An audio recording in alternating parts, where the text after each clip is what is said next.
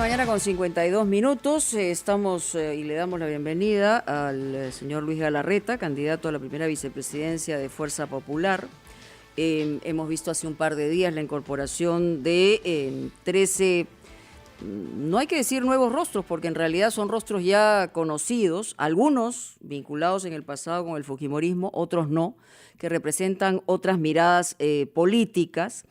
Y lo que quisiéramos preguntarle, señor Galarreta, ¿cómo está? Muy buenos días. Muy buenos días, Mónica. Buenos días con todos los radioyentes, con Fernando y Carlos. Al darle la bienvenida es cuáles son los criterios que se han tenido.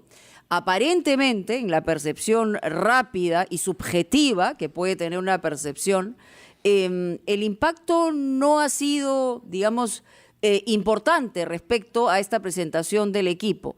¿Usted considera que efectivamente va a tener o va a redundar en la capacidad que pueda tener de convocatoria de ancha base, como ha señalado Keiko Fujimori, eventualmente en un gobierno de ella? Sí, muchas gracias por la pregunta y solamente haciendo un paréntesis solidarizándome nuevamente como lo han hecho ustedes al comienzo con las agresiones violentas que no conducen a nada. Cerrando ese paréntesis, tu pregunta, Mónica, sí, porque, a ver, se han presentado 13 personas que se suman a, digamos, a un equipo técnico que ya incluso ha venido siendo ampliado, ¿no? Digamos, con Luis Carranza en la segunda etapa fue el primero que se presentó, pero ahora cada ítem o se vale el término, cada tema específico, por ejemplo, en seguridad, Fernando Rospigliosi ha convocado, creo que incluso se vio públicamente, a 5 o 4 personas más, si no me equivoco, incluso otro exministro. Es decir, en cada rubro se han empezado a convocar a diferentes personas. Lo que queremos dejar constancia de esto, básicamente, y van a continuar en los transcurso de los siguientes días, seguro, incorporándose más personas. Algunas han sido presentadas, otras no, la verdad, por tiempo, por diferentes motivos.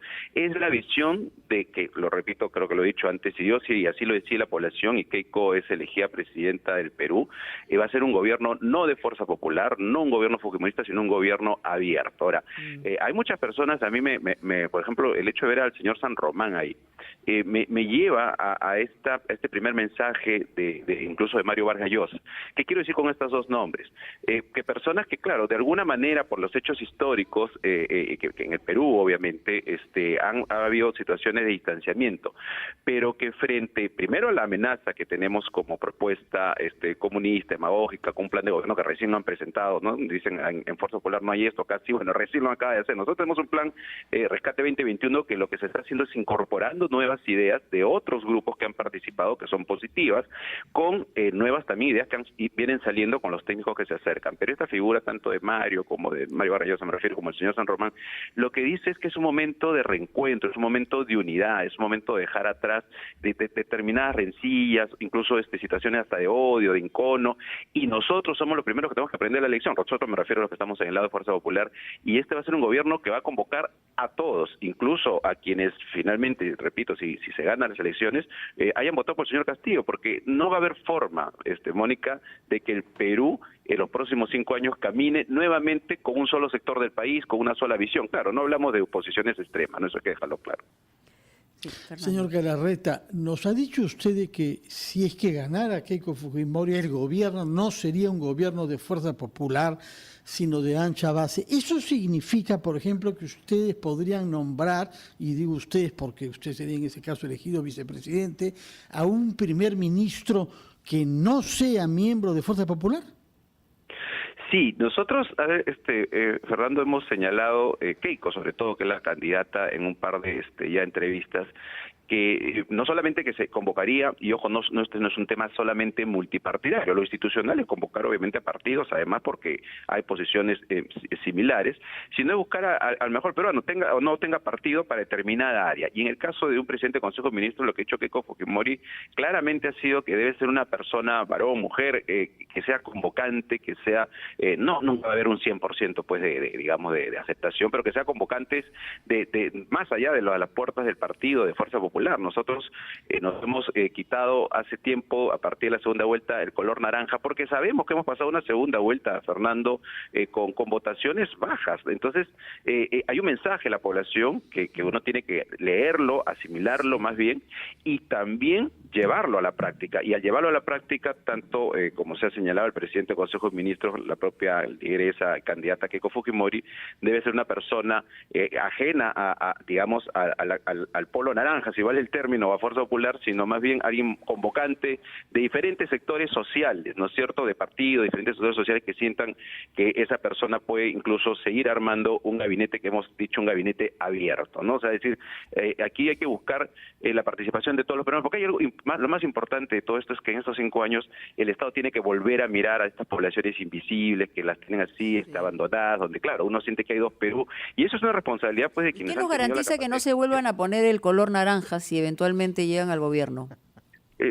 A ver, primero que las lecciones te enseñan mucho digamos, en el camino de tu vida, ¿no? Creo que cuando uno sabe que se cometen algunos errores hay que saber enmendarlos, para primero identificarlos, pedir disculpas, enmendarlos y corregirlos.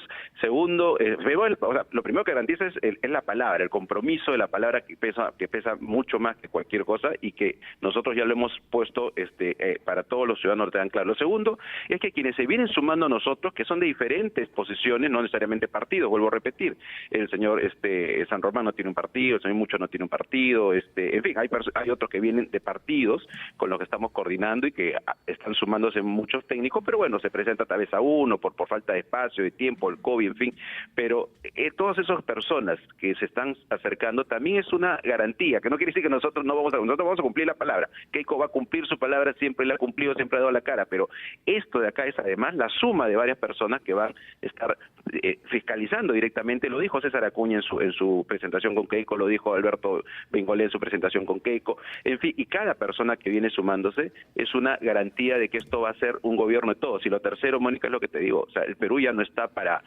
mira, entonces ahora sí ya ganamos, nosotros somos, entonces nos olvidamos, eso no te resiste ni 1 año ni 2 años. El Perú necesita a todos unidos bajo la bicolor, que ayer creo que estaba hablando de la bicolor, pero bajo la bicolor en un sentido figurativo, tendiendo un Estado que mire a todos y que resuelva los problemas de todos los peruanos. Ese es el gran problema que ha habido en los últimos 20, 19, 15 años, en fin, de un Estado de espaldas, donde se pierde la agricultura, la ganadería de muchas pequeñas familias. Hay que recuperar la economía familiar, la gente que genera el empleo, y eso necesitas de todos. Perdón. Señor Galarreta, buenos días.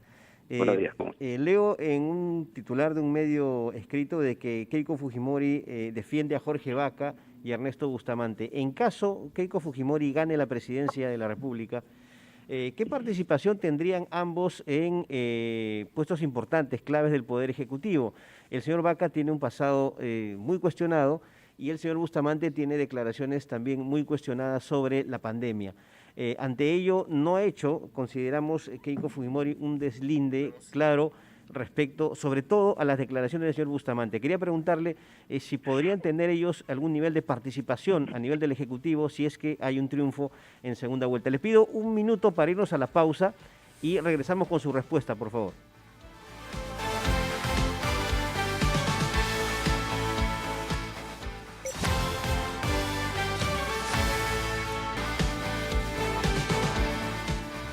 Volvemos a Presente Noticias, 9 de la mañana con 4 minutos. Estamos conversando con el excongresista Luis Galarreta, candidato a la primera vicepresidencia de la República por Fuerza Popular. Le había consultado, señor Galarreta, sobre qué posibilidad hay de participación de tanto Jorge Vaca Campodónico como Ernesto Bustamante en un eventual gobierno de Keiko Fujimori, siempre y cuando obviamente gane la elección del próximo 6 de junio. Han habido cuestionamientos.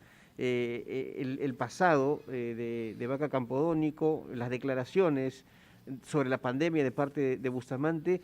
A Bustamante no lo vimos en la presentación del equipo técnico, lo cual llamó la atención. No sé si es que ha sido apartado o no, pero ¿cuál es su posición al respecto? gracias Carlos por la pregunta, porque me permite explicar también algo. Incluso se han dado otros nombres, ¿no? Porque en algún momento salió una información del equipo de plan de gobierno, ¿no es cierto? Y parecía que esos eran los convocados, y la verdad, la lista inicial que salió hace unos días atrás, creo empezando la segunda vuelta, son las personas que han redactado el plan de rescate 2021, que lo han hecho de manera desinteresada, de manera absolutamente con ganas de apoyar al país, a quien yo les agradezco a todos. Participaron en esta redacción donde, y lo digo con sinceridad, creo que lo he hecho en otro medio, Carlos, donde mucha gente incluso no quería participar con nosotros, ¿no? Obviamente, y con todo derecho, finalmente, ¿no? Entonces, en los casos específicos que tú me pones, el doctor Vaca, por ejemplo, que sí, él tuvo además una situación de condena años atrás, él hoy día es consultor de un montón de organismos internacionales, o sea, nos ha apoyado en esa parte de la redacción. Del resultado, lo que decía hace un rato, es evidente que nosotros hemos pasado una segunda vuelta con un respaldo, digamos, no mayoritario. Y eso nos ha llevado justamente a entender el mensaje del país, que necesitamos un país grande, unido y convocante. Y en esa convocatoria, Carlos, ya cada ítem existen 3 o 4 personas. Por ejemplo, en materia económica hay 3 o 4, y eso quiere decir que estamos súper agradecidos de todos los que han redactado la primera parte, pero ninguno de ellos nos ha pedido ni siquiera por 1 milímetro, cuando redactaron la primera parte, querer ser parte del gobierno. Así que ellos más bien lo han hecho de manera desinteresada. Nosotros estamos agradecidos, están colaborando todavía. Ahora, por ejemplo, en economía tenemos 2 o 3 economistas más, junto con el doctor Vaca, por supuesto, a quien reitero mi agradecimiento por su apoyo. En el caso del doctor Bustamante, Carlos, no voy a entrar al tema de sus opiniones. Yo las opiniones siempre las tuve claras de él. Fue a título personal. Se ha confundido una opinión que dio sobre una de la vacuna, no dijo en general. Él aclaró que él no estaba en contra de la vacuna, pero en fin, él es un científico, ¿no es cierto? Y en su área incluso... Bueno, es un biólogo, ya ¿no? Él es un científico. Muchos, claro, cuando él le dicen doctor, gracias Mónica, él es un biólogo, es un científico, le dicen doctor porque tiene un doctorado, ¿no? Sí, claro. Lo que pasa es que sus palabras pueden haber tenido consecuencias graves, ¿no? Y ese es el tema. Podríamos evaluarlo. Yo creo que él, y yo más bien saludé que se pide información clara del tema, pero en concreto, igual ahí también hay como 4 o 5 técnicos, el propio doctor Bustamante está ahorita en Corea del Sur, más bien está representando, no buscando unos digamos, la posibilidad de traer más plantas de oxígenos en menos tiempo. O sea, ya estamos trabajando porque finalmente, sea cual sea el resultado, el Perú no puede estar esperando 5 años más con un gobierno pésimo. Hay que trabajar realmente las cosas. Así que nosotros no hemos nunca condicionado el apoyo de nadie a una participación externa. Lo que reitero nuevamente es que este será un gobierno abierto, y en cada área tendremos al mejor profesional de ser posible que acepte, sea de otro partido o sea un independiente, ¿no? Esa es la visión que nosotros... Señor Galarreta, puesto que usted ha mencionado temas económicos, quería preguntarle algo relativo a la propuesta de Keiko Fujimori, que es una de las novedades, porque no estaba en su plan de gobierno, de aumentar al doble el monto de la pensión 65 y al mismo tiempo de aumentar al doble el número de personas que se verían beneficiadas por este programa social que, como sabemos, fue creado por Ollanta y que Keiko criticaba antes. La pregunta es: ¿cómo piensan financiar un gasto tan amplio como ese? ¿Cuál es el margen que se dan para subir el endeudamiento público del Perú? A ver, nosotros hemos también señalado claramente, y gracias por la pregunta, claro, el Perú de hoy día no es el de hace 3 años, ¿no es cierto? El pospandemia nos ha hecho retroceder lamentablemente 10 años atrás. Uy, lo estamos perdiendo. A ver si es que es posible reconectarnos. A ver. Señor Galarreta. Hemos perdido la llamada telefónica. Vamos a intentar volver a conectar porque es importante esta precisión económica, hay una discusión, ¿no? Sí. Sobre si hay un margen o no para aumentar la deuda externa, tal como es el nivel en Colombia y Chile, por ejemplo. Ya volvió, Fernando, adelante. Sí, que parece que la señal. Sí, decía, claro, entonces ha subido a 30% la pobreza, y ese rol subsidiario del Estado en una economía social de mercado tiene que usarse, tiene que ejecutarse, tiene que hacerse realidad. Entonces, lo que estamos viendo con el equipo económico y con el propio Luis Carranza en algunos casos es Por ejemplo, el caso de la pensión, específicamente la pregunta. Nosotros cuando hemos dicho duplicar, es incluso llegar hasta 3 millones, pero cada año ir paulatinamente incrementando el número de beneficiarios, porque obviamente hay un número mayor de pobres hoy día, pero eso tiene que ver con destrabar grandes inversiones, eso tiene que ver con generación de empleo. Nosotros hemos hablado de miles de obras, pequeñas obras, reservorios, canal de irrigación, en las zonas urbanas, muro de contención, veredas, pistas, para generar empleo a las zonas de influencia, empleo formal, en las pequeñas y microempresas, con cada pequeña microempresa que uno pueda, digamos, repotenciar dándole un crédito, apoyándolos, tienes un puesto de empleo. En el Perú hay más de 300.000, por ejemplo, que podemos hacerlo en el primer año, que algunos me hablaban de 500.000. Entonces, todo eso tiene que ver, por eso nosotros hablamos paulatinamente. La pensión está si no me equivoco, en 250 bimensual y la estamos proponiendo a 500 bimensual.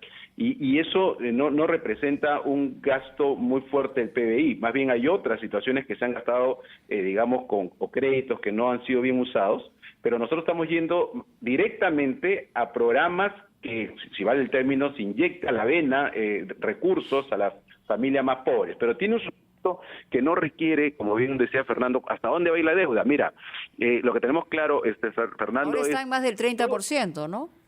Sí, creo que está bueno, subió en el último año subió casi a un grado de endeudamiento muy fuerte el país, pero nosotros tenemos claro principios como la autonomía del BCR, el equilibrio fiscal, etcétera, pero claro, hasta donde pueda el Estado más o menos, digamos, hacer algunas posiciones macroeconómicas que no sean perjudiciales, el Estado hoy día no puede ser, si vale ese término, no tan ortodoxo, tan excelencia en no tocar nada. No, sí, tiene que el Estado voltear y tiene que el Estado mirar a estas poblaciones que están vulnerables y apoyarlas, siempre cuidando, repito, estas líneas grandes. Por ejemplo, hay créditos que en lugar de que salga el presupuesto público, se hace como reactiva. Claro, reactiva lo manejaron, creo, a mi gusto, pésimo, pero hay una especie reactiva que el Banco Central termina siendo una garantía para créditos privados de interés cero, pagados para el Estado por muchísimos años, o sea que prácticamente eso no se siente ahorita. Es decir, hay formas de ver cómo recibir flujo, entregar flujo a personas, y que la deuda del Estado no crezca o mucho o en el tiempo sea más distante, ¿no? Señor Galarreta, ayer también la candidata Fujimori ha dicho que en un eventual gobierno de Fuerza Popular se abaratará el precio del gas. ¿Qué estudio se ha realizado, sobre qué base se hace esta propuesta? Y también quería pedir una opinión, usted ha sido congresista de la República, Pedro Castillo plantea revocar a los congresistas y al presidente de la República y plantea a la sociedad que estas iniciativas sean consideradas en la nueva Constitución. ¿Cuáles son sus comentarios al respecto? Mira, en el caso de combustibles, entiendo que ayer así lo comentaron. ¿Aló? Sí. ¿Sí me escuchan? Sí. Decía, ahí lo que hay que ver son hay precios de referencia que maneja el organismo regulador, ¿no? A veces nosotros sentimos que en el Perú el gas o el combustible incluso es uno de los más caros de la región, y creo que eso tiene que ver incluso con la propia refinería de Talara, que es en fin, que ha habido tanto error por allá. Pero ahí lo que hay que mirar, y los técnicos estudiarán esta parte específica para ver de cuánto se está hablando, es exactamente los precios de referencia que tiene el combustible. Y eso se ve en comparación con otros precios incluso en la región, y eso lo maneja obviamente Osinarbin, y eso creo que incluso tiene un tema que sale permanentemente diario, y eso hay que mirarlo directamente con los técnicos. Y lo segundo, la verdad, las propuestas de revocatoria de presidente y revocatoria de parlamentarios, el sistema parlamentario es muy complicado, porque tú eres elegido, en este proceso electoral ha habido el menor voto preferencial. Además, por la pandemia me imagino que la gente no se ha demorado en estar poniendo números, la gente ha ido a votar y listo. Entonces, claro, tú estás elegido con 5.000 votos y con 5.100 te pueden revocar, ¿no? O sea, y obviamente tienes mucho más votos en contra que los que te han podido llevar ahí, porque tú llegas con muchísimo menos votos de la mitad. El que gana con la mitad es el candidato a la presidencia, ¿no? En un proceso electoral, no un parlamentario. Yo creo que lo que hay que poner siempre es a una prensa libre, vigilante, mecanismos más rápidos. Felizmente el tema de la inmunidad ya pasó, ¿no? Cosas que permitan sanciones más rápido. Hoy día tenemos 4 4 señores que están investigados por vinculación al terrorismo, que van a entrar al Congreso. Esos y otros que cometan algún tema, digamos, de infracción, deberían tener procesos rápidos, abiertos, más allá de esta fórmula que al final esta de revocatoria lo único que nos lleva es a generar procesos electorales, campaña, que a mí no me parece lo más correcto, pero creo que son propuestas más de carácter del populismo político, ¿no? Yo creo que las sanciones tienen que ser drásticas, transparentes, pero concretas, no Rápidas, estas cosas ¿no? medio Sin gaseosas. que haya espíritu de cuerpo, que eso lo hemos visto Sí, también sí, en los lo hemos visto últimos 5 años. lamentablemente, sí, lo aceptamos, sí, yo creo que hay que cambiar Sí. eso. Y eso ya se ha cambiado felizmente, porque ya los procesos tienen incluso, cuando ya nosotros nos salimos con el cierre, incluso ya había plazos perentorios, pero eso se ha terminado felizmente ya de ver en este último año, ¿no? Muy bien. Señor Luis Galarreta, muchas gracias por estar con nosotros en Ampliación de Noticias. A ustedes, muchísimas gracias. La Muy hora en amable. punto. Buenos Y días. regresamos.